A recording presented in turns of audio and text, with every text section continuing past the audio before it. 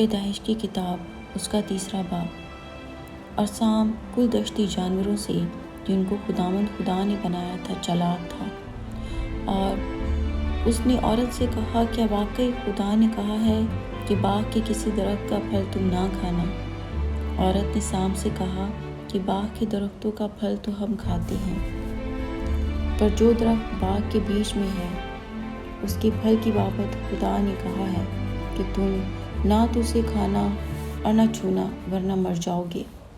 تب سام نے عورت سے کہا، تم ہرگز نہ مرو گے، بلکہ خدا جانتا ہے کہ جس دن تم اسے کھاؤ گے تمہاری آنکھیں کھل جائیں گی اور تم خدا کی مانند نیک و بد کے جاننے والے بن جاؤ گے۔ عورت نے جو دیکھا کہ وہ درخت کھانے کے لیے اچھا اور آنکھوں کو خوشنما معلوم ہوتا ہے اور عقل بخشنے کے لیے خوب ہے، تو اس کے پھل میں سے لیا اور کھایا اور اپنے شوہر کو بھی دیا، اور اس نے کھایا۔ تب دونوں کی آنکھیں کھل گئیں اور ان کو معلوم ہوا کہ وہ ننگے ہیں، اور انہوں نے انجیر کے پتوں کو سیکھ کر اپنے لیے لونگیاں بنائیں، اور انہوں نے خداوند خدا کی آواز جو ٹھنڈے وقت باغ میں پھرتا تھا سنی، اور آدم اور اس کی بیوی نے آپ کو خداوند خدا کے حضور سے باغ کے درختوں میں چھپایا۔ تب خداوند خدا نے آدم کو پکارا اور اس سے کہا کہ تو کہاں ہے؟ اس نے کہا، میں نے باغ میں تیری آواز سنی اور میں ڈرا کیونکہ میں ننگا تھا اور میں نے اپنے آپ کو چھپایا۔ اس نے کہا، تجھے کس نے بتایا کہ تو ننگا ہے؟ کیا تو نے اس درخت کا پھل کھایا جس کی بابت میں نے تجھ کو حکم دیا تھا کہ اسے نہ کھانا؟ آدم نے کہا کہ جس عورت کو تو نے میرے ساتھ کیا ہے اس نے مجھے اس درخت کا پھل دیا اور میں نے کھایا۔ تب خداوند خدا نے عورت سے کہا کہ تو نے یہ کیا کیا؟ عورت نے کہا کہ سانپ نے مجھ کو بہکایا تو میں نے کھایا۔ اور خداوند خدا نے سانپ سے کہا، اس لیے کہ تو نے یہ کیا تو سب چوپایوں اور دشتی جانوروں میں مالعون ٹھہرا، تو اپنے پیٹ کے بل چلے گا اور اپنی عمر بھر خاک چاٹے گا۔ اور میں تیرے اور عورت کے درمیان اور تیری نسل اور عورت کی نسل کے درمیان عداوت ڈالوں گا، وہ تیرے سر کو کچلے گا اور تو اس کی ایڑی پر کاٹے گا۔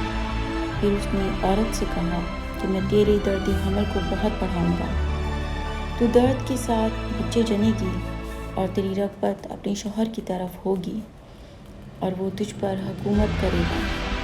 اور آدم سے اس نے کہا، چونکہ تو نے اپنی بیوی کی بات مانی اور اس درخت کا پھل کھایا جس کی بابت میں نے تجھے حکم دیا تھا کہ اسے نہ کھانا، اس لیے زمین تیرے سبب سے لعنتی ہوئی، مشقت کے ساتھ تو اپنی عمر بھر اس کی پیداوار کھائے گا، اور وہ تیرے لیے کانٹے اور اونٹ کٹارے اگائے گی، اور تو کھیت کی سبزی کھائے گا، تو اپنے منہ کے پسینے کی روٹی کھائے گا جب تک کہ زمین میں پھر تو لوٹ نہ جائے، اس لیے کہ تو اس سے نکالا گیا ہے، کیونکہ تو خاک ہے اور خاک میں پھر لوٹ جائے گا۔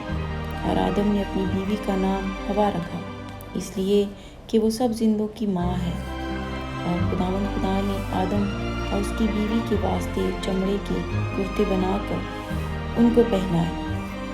اور خداوند خدا نے کہا، دیکھو انسان نیک و بد کی پہچان میں ہم میں سے ایک کی مانند ہو گیا، اب کہیں ایسا نہ ہو کہ وہ اپنا ہاتھ بڑھائے اور حیات کے درخت سے بھی کچھ لے کر کھائے اور ہمیشہ جیتا رہے۔ اس لیے خداوند خدا نے اس کو باغ عدن سے باہر کر دیا تاکہ وہ اس زمین کی جس میں سے وہ لیا گیا تھا کھیتی کرے۔ چنانچہ اس نے آدم کو نکال دیا اور باغ عدن کے مشرق کی طرف کروبیوں کو اور چوگرد گھومنے والی شعلہ زن تلوار کو رکھا کہ وہ زندگی کے درخت کی راہ کی حفاظت کریں۔ پاک کلام کے پڑھے اور سنی جانے پر خداوند کی خاص برکت۔ خداوند کا شکر۔